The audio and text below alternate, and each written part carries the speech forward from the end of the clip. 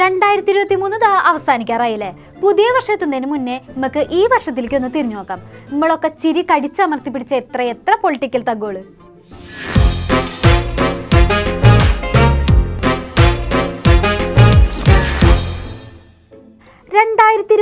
പറയുമ്പോൾ തന്നെ നമ്മുടെ മനസ്സിലേക്കും നേതാക്കളുടെ മനസ്സിലേക്കും ഒരുപോലെ ഓടിയെത്തുന്ന എത്ര സീരിയസ് ആയ തമാശകളാണല്ലേ. ഈ വർഷം ഏറ്റവും കൂടുതൽ താരായത് ആരാന്നറിയോ? വ്യക്തികളല്ല, പ്രസ്ഥാനങ്ങളല്ല, പിന്നാരാ? സാക്ഷാൽ മൈക്ക്. പുതുതായി നിർമ്മിച്ച ഹെഡ് ഓഫീസിന്റെ കെട്ടിടം ഔപചാരികമായി ഉദ്ഘാടനം അറിയിച്ചുകൊണ്ട് അവസാനിപ്പിക്കുന്നു. നിങ്ങൾക്ക് അടുത്തതായി ഉപഹാര വിതരണമാണ്. ഈ കെട്ടിടത്തിന്റെ എഞ്ചിനീയർമാരായ ശരത് കിഷോർ, ദിജേഷ്, ശ്യാംലാൽ, അതുപോലെ തന്നെ കരാറുകാരൻ ഉദയൻ തെരുവത്ത് എന്നിവർക്കുള്ള ഉപഹാരം പ്രിയങ്കരനായ പിന്നല്ലാതെ മുഖ്യമന്ത്രിക്ക് ഒരു സ്നേഹാഭിവാദ്യം പറയാൻ പോലും സമയം കൊടുക്കാണ്ടിരുന്നാൽ എങ്ങനെയാ? ലോകം കീഴ്മേൽ മറിയണ പ്രശ്നമല്ല അത്. പക്ഷെ മൈക്കിനെ CM-നോട് എന്തോ പ്രശ്നം ഉണ്ടെന്ന് തോന്നുന്നു. ഉമ്മൻചാണ്ടിയുടെ അനുസ്മരണ ചടങ്ങിലും മൈക്ക് മുഖ്യമന്ത്രിനെ അപമാനിച്ചില്ലേ?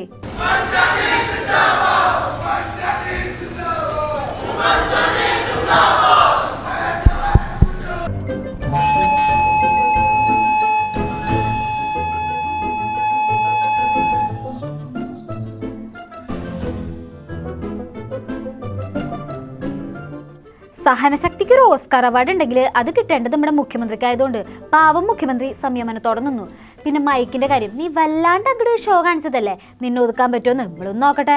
അങ്ങനെ മൈക്കിനും ആംപ്ലിഫയറിനും എതിരെ കേസെടുത്ത വർഷമായി 2023 മാറി. CM പ്രസംഗിക്കാൻ കയറിയപ്പോഴത്തേക്കും ഈ ചാനലുകാരും ഫോട്ടോഗ്രാഫർമാരെല്ലാം കൂടെ അവിടെ കൂടി നമ്മുടെ ഈ കേബിളുകളിൽ ചവിട്ടുകയും അതിലൊരാളുടെ ബാഗ് ഊരി നമ്മുടെ ഈ കൺസോളിൽ വീണ് നിങ്ങളുടെ ഓപ്പറേറ്റർ സ്റ്റേറ്റ്മെൻറ്റ് എടുക്കണം, നിങ്ങൾ അതിൽ ഉപയോഗിച്ച മൈക്കും അതിൻ്റെ ആംപ്ലിഫയറും കേബിളെല്ലാം സ്റ്റേഷനിൽ ഹാജരാക്കാൻ പറഞ്ഞു. മൈക്ക് ആള് ഭയങ്കര പ്രശ്നക്കാരനാണ് കേട്ടാ, പ്രത്യേകിച്ച് ഇടതുപക്ഷ നേതാക്കളുടെ അടുത്ത്. അവരുടെ അടുത്തെത്തുമ്പോൾ മാത്രം മൈക്ക് ഇങ്ങനെ പണി മുടക്കുന്നത് എന്താണെന്നാണ് മനസ്സിലാവാത്തത്. തള്ളു സഹിക്കാൻ വയ്യായിട്ടാണോ എന്തോ. അതും BBC റേഡിയോ ഒരുപോലെയാണ് എന്ന് പറയാനാണ്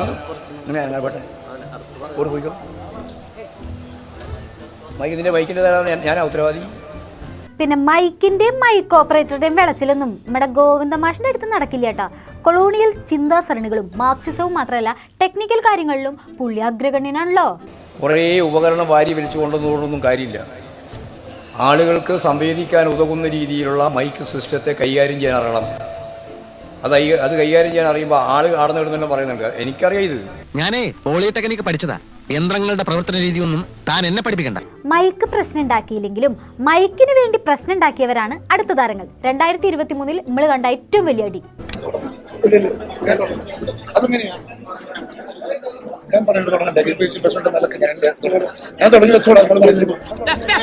ഇങ്ങനെയാണെങ്കിൽ ഞാൻ കളിക്കല്ല, ഞാൻ നേരെ ചിറാപുഞ്ചിയിൽ പോയി മണം വിട്ടാൻ പോകും. എന്നാ പിന്നെ സ്ഥാനമുണ്ട്.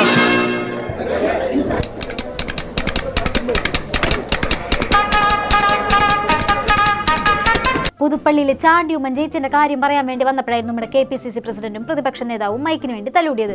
പിന്നല്ലാണ്ട് ആദ്യം സംസാരിക്കണ ആള് ക്രെഡിറ്റ് കൊണ്ടുപോകുന്ന ഉറപ്പല്ലേ? അതിന്റെ കഷ്ടപ്പാടാണ് കണ്ടത്. അങ്ങനെ സുധാകരൻജി ആദ്യം സംസാരിച്ചു. പക്ഷെ ഞങ്ങളുടെ സതീശേട്ടൻ മുറിവേറ്റ സിംഗായിരുന്നു. പക അത് വീട്ടാനുള്ളതാണ് സുധാകരൻജി.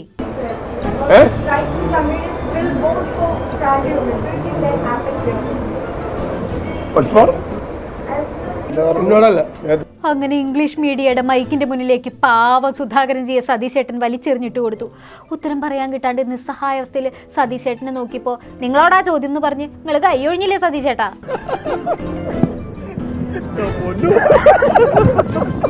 നമുക്ക് 2023 കുറച്ച് താത്വിക അവലോകനങ്ങളാകാം. ആദ്യമായി ഭരണഘടനയെ കുറിച്ച് തന്നെ ആവാം. ഭരണഘടനയുടെ അടിസ്ഥാന പ്രമാണങ്ങൾ നൽകുന്ന കെട്ടുറപ്പാണ് നമ്മുടെ രാജ്യത്തിന്റെ കരുത്ത്.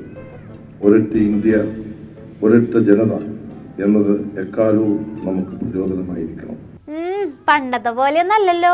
ഈ വർഷം ആയപ്പോഴത്തേക്കും ഭരണഘടനയോട് നല്ല ബഹുമാനം ഉണ്ടല്ലോ. അല്ല, കുറച്ചും കൂടി ഒന്ന് പുറകിലേക്ക് ആലോചിച്ച് നോക്കിയിട്ടുണ്ടെങ്കിൽ ഭരണഘടനയെ പറ്റി ഇങ്ങനെയൊന്നല്ലല്ലോ പറഞ്ഞിരുന്നത്. മനോഹരമായ ഭരണഘടനയാണ് ഇന്ത്യയിൽ എഴുതി വെച്ചിട്ടുള്ളത്. നമ്മളെല്ലാം പറയും രാജ്യത്തെ ഏറ്റവും പ്രധാനപ്പെട്ട, ഞാൻ പറയുന്നത് ഇന്ത്യയിലെ ഏറ്റവും കൂടുതൽ ജനങ്ങളെ കൊള്ളയടിക്കാൻ പറ്റിയ ഭരണഘടന എഴുതി വെച്ചിരിക്കുന്നത്. ഇനി അടുത്ത താത്വികാവലോകനം 2023 പോവേ 2024 വരെ എന്താ ചായക്കോ. ഏത് വർഷം വന്നാലും പോയാലും ഒരു മാറ്റം വരാത്ത ഒരാളുണ്ട് ഇവിടെ, നമ്മുടെ മണിയാശാൻ. സ്ത്രീവിരുദ്ധതയുടെയും അപമാനിക്കലിന്റെയും കാര്യത്തില് പുള്ളി എന്നും അറിയലായി. ഈ മലഞ്ചെരിവിൽ വിപ്ലവത്തിന്റെ തടാകങ്ങൾ ഇനിയും പൊട്ടി മുളയ്ക്കും. നിയമത്തിന്റെ വഴി പോകണം. നിങ്ങൾ നിയമം പാലിക്കുകയും വേണം. നിങ്ങളുടെ രാഷ്ട്രം മേടിക്കാൻ വേണ്ടിയായി ഈ ഇത് ഒഴിപ്പിക്കൊണ്ട് നടക്കുന്നതെന്നൊക്കെ നമുക്കറിയാം. എന്തെങ്കിലും കേസ് എടുക്കുക, എന്നിട്ട് പിണറായി വിജയന്റെ പേര് പറയുക, സർക്കാരിന് എന്നിട്ട് സർക്കാരിന് മധുരുണ്ടാക്കാൻ പറഞ്ഞിട്ട് സർക്കാർ നിന്നോടൊക്കെ കൊള്ളയടിക്കാൻ പറഞ്ഞു, നിന്റെ അമ്മേനെയും പെങ്ങന്മാരെയും ഒക്കെ കൂട്ടിക്കൊടുക്കാൻ പറഞ്ഞ കാശുണ്ടാക്കി പറഞ്ഞോ സർക്കാർ. നെക്സ്റ്റ് അല്ല, BJP-യിലാർക്കും താത്വിക അവലോകനം നടത്താനൊന്നുമില്ലേ? തൃശ്ശൂർ തന്നാലെടുക്കും, എടുക്കുന്നതിനെന്തിനാ അമാണ്ട്? തൃശ്ശൂർ തരട്ടെ, എടുത്തിരിക്കും. വർഷം ഏത് ആവട്ടെ, നിങ്ങൾ എനിക്ക് തൃശ്ശൂർ തരൂ, ഈ തൃശ്ശൂർ ഞാൻ ഇങ്ങ് എടുക്കാന്ന് ഊണിലും ഉറക്കത്തിലും പറഞ്ഞുകൊണ്ടിരിക്കാൻ പാവം നമ്മുടെ സുരേഷ് ഗോപിജിയുടെ ജീവിതം പിന്നെയും ബാക്കി. കർണൻ, നെപ്പോളിയൻ, ഭഗത് സിംഗ്, ഇവർ 3 പേരുമാണ് എന്റെ heroes. You see the irony, don't you? 3 പേരും തോറ്റുപോയവരാണ്. 2023 വേറൊരു അജണ്ടയായിരുന്നു നാഴികയ്ക്ക് 40 വട്ടം കപ്പിത്താനെ പൊക്കി പറയാന്നുള്ളത്. എന്തായാലും ആ കോമ്പറ്റീഷനിൽ കപ്പടിച്ചത് നമ്മുടെ വാസവൻ സഖാവാണ്. പിണറായി വിജയൻ ആരാണെന്നറിയില്ലേ? കേരളത്തിൽ അടിയന്തരാവസ്ഥയുടെ ഇരുണ്ട യാമങ്ങളിൽ ഇന്ത്യൻ തലമുറകൾ ചിതറിത്തെറിച്ച മനുഷ്യമാംസത്തിന്റെ ഗന്ധം വിറ്റ് നിൽക്കുന്ന അന്തരീക്ഷത്തിലൂടെ കടന്നു വന്നയാളാണ് പിണറായി വിജയൻ. ഹൈ, CM-നെ പൊക്കി പറയല്ല, അങ്ങനെ അത്ര പെട്ടെന്ന് ഗപ്പും കൊണ്ടുപോയാൽ എങ്ങനെ ശരിയാവും? ആ കാര്യത്തിൽ ഈ വർഷത്തെ ഏറ്റവും ബെസ്റ്റ് പെർഫോമൻസ് നടത്തിയത് ആരാന്ന് ചോദിച്ചിട്ടുണ്ടെങ്കിൽ കേരളം ഒന്നടങ്കം ഒരു പേരെ പറയൂ, സാക്ഷാൽ ഭീമൻ രഘു. സഖാക്കളെ മുന്നോട്ട് മുന്നോട്ട് മുന്നോട്ട് മുന്നോട്ട്. അതായത് ഒന്നാം പിണറായി ഇത് വന്നു, രണ്ടാം പിണറായി ഇപ്പോൾ ഭരിച്ചുകൊണ്ടിരിക്കുന്നു. പിന്നെ ഇനി മൂന്നാം പിണറായി വിജയന്റെ ഭരണം തന്നെ വീണ്ടും വരാൻ പോവാണ്, അതിന് യാതൊരു സംശയവും വേണ്ട. ഡാൻസും പാട്ടും മാത്രമല്ല, മാസ് ഡയലോഗും കൂടി ഉണ്ട്, അതും ഇംഗ്ലീഷിൽ. ഡിസൈസീവ് ലീഡർഷിപ്പാണ് അദ്ദേഹത്തിനുള്ളത്. Decisive leadership, uncorrupted leader with a vision for the state Kerala. ഇനി നമുക്ക് ദേശീയ തലത്തേക്ക് ഒന്ന് പോവാം. അവിടെ പേരുമാറ്റൽ ശസ്ത്രക്രിയ നടന്നുകൊണ്ടിരിക്കുകയാണ്. പറയുമ്പോൾ ഒരു സുഖമില്ല, നമുക്ക് പേരങ്ങ് മാറ്റിയാലോ? പേര് മാറ്റിയെന്നൊക്കെ പറഞ്ഞ കേൾക്കുമ്പോ ഇമ്പില്ല. വിക്രമേട്ടാ, വർക്കിയേട്ടാ, ഞാൻ ഉദ്ദേശിച്ച എന്താ അറിയോ? പാഠപുസ്തകങ്ങളിൽ രാജ്യത്തിന്റെ പേര് ഭാരതം എന്ന് മാറ്റാനുള്ള NCERT ഉന്നതതല സമിതിയുടെ ശുപാർശയ്ക്കെതിരെ വ്യാപക വിമർശനമുയരുന്നു. നീക്കം BJP-യുടെ ധ്രുവീകരണ രാഷ്ട്രീയത്തിന്റെ ഭാഗമെന്ന് ഇന്ത്യ സഖ്യത്തിലെ പാർട്ടികൾ കുറ്റപ്പെടുത്തി. ഇന്ത്യക്ക് പകരം ഭാരതം, ആഹാ, കേൾക്കുമ്പോ തന്നെ രാജ്യസ്നേഹം ഇങ്ങനെ തുളുമ്പി നിൽക്കല്ലേ. ഇതിനൊക്കെ എന്തിനാ ഇങ്ങനെ വിവാദം ഉണ്ടാക്കണത്? ഇപ്പൊ ഒരു കാര്യം പറയാം, ലോകത്തെ ഏതെങ്കിലും ഭരണാധികാരി ജീവിച്ചിരിക്കുമ്പോ പുള്ളി തന്നെ അദ്ദേഹത്തിന്റെ പേരിൽ ഒരു സ്റ്റേഡിയം ഉണ്ടാക്കിയിട്ടുണ്ടോ? ആ ഭാഗ്യം മക്കല്ലേ കിട്ടിയത്, നരേന്ദ്രമോദി സ്റ്റേഡിയം. ആഹാ, കേൾക്കാൻ തന്നെ എന്തൊരു രസമാണ്. മുമ്പ് എന്തായിരുന്നു? സർദാർ വല്ലഭായ് പട്ടേൽ സ്റ്റേഡിയം. ഓ, അതൊക്കെ പറയാൻ വലിയ ബുദ്ധിമുട്ടാന്നേ. അതുകൊണ്ടല്ലേ ആരെയും ബുദ്ധിമുട്ടിക്കാൻ ഇവിടെ മോദിജിക്ക് ഇഷ്ടമില്ല എന്ന് അറിഞ്ഞൂടെ? അതുകൊണ്ട് ഇങ്ങനത്തെ മാറ്റങ്ങൾ നമുക്ക് 2024 പ്രതീക്ഷിക്കാം. ഇനി നമുക്ക് ഈ വർഷത്തെ നമ്മുടെ സംസ്ഥാനത്തിന്റെ സാമ്പത്തികാവസ്ഥയെ പറ്റി ഒന്ന് പരിശോധിച്ചു നോക്കാം. ഏറ്റവും വലിയ കീറാമുട്ടി ആവശ്യത്തിന് ധനം ലഭിക്കുന്നില്ല എന്നുള്ളത്. സംസ്ഥാനം കടുത്ത സാമ്പത്തിക പ്രതിസന്ധിയിലാണ് ഗൈസ്. അതുകൊണ്ട് പ്രശ്നപരിഹാരത്തിനായി നമ്മുടെ സർക്കാർ എന്തൊക്കെ ത്യാഗം സഹിച്ചു. കോടികൾ ചെലവിട്ട് കേരളീയം നടത്തിയില്ലേ, കോടികൾ ചെലവിട്ട് നവകേരള സദസ്സ് നടത്തിയില്ലേ. എന്തിനേറെ പറയുന്നു, പ്രശ്നങ്ങളെ കുറിച്ചൊക്കെ തെളിമയോടെ പഠിക്കാൻ മന്ത്രി R. ബിന്ദുവിന് സർക്കാർ വക 30,000 രൂപയുടെ കണ്ണട വരെ വാങ്ങിക്കൊടുത്തില്ലേ. നമ്മുടെയൊക്കെ ഒരു ഭാഗ്യം. ഈ കണ്ണട വാങ്ങുക എന്നുള്ളത് നിയമസഭാ സാമാജികർക്കും മന്ത്രിമാർക്കും നിയമപരമായിട്ടുള്ള ഒരു കാര്യം തന്നെയാണ്. ഈ വർഷം നമ്മൾ ഏറ്റവും കൂടുതൽ കണ്ട യുദ്ധം സർക്കാരും ഗവർണറും തമ്മിലാണ്. പ്രതിഷേധം, ഗവർണർ, കരിങ്കൊടി, ആരോപണം, പ്രത്യാരോപണം, മൊത്തം അടിയായിരുന്നില്ലേ? Chief minister is hatching this conspiracy to harm me physically as he had done in Kannur. And I'm here, I'm standing here. If they are so brave, come here. കുറച്ചു നാൾ മുമ്പ് എന്തായിരുന്നു? അടയും ചക്കരയും പോലെ ആയിരുന്നില്ലേ ഗവർണറും സർക്കാരും? എല്ലാം ഇന്നലെ കഴിഞ്ഞ പോലെ തോന്നുക. If anybody is expecting that I'm going to speak against the government, I'm not going to speak against the government. This is my government.